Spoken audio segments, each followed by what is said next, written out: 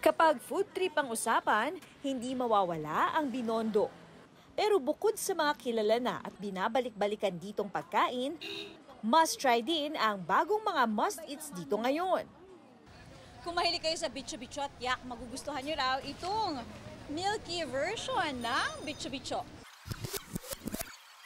Very creamy, hindi matamis, masarap, swak sa panlasa. Ito masarap siya, hindi siya normal na bicho-bicho. Mas masarap tong milky, mas malasa. Creamy, powdery, crunchy, first time.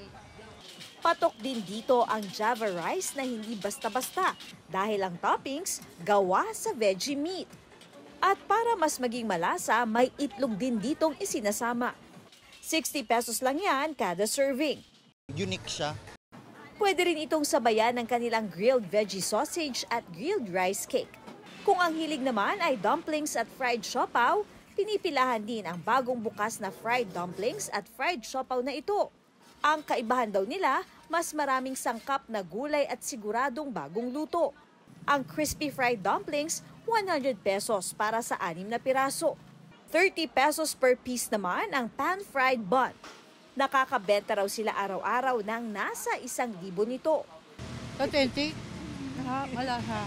Babalikan? Of course. No words. Out of this world. Out of this world. Sobrang sarap.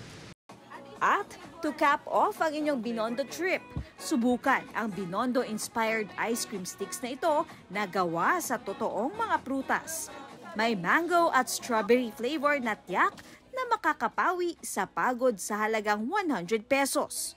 Para sa GMA Integrated News, Katrina Son, nakatutok 24 oras.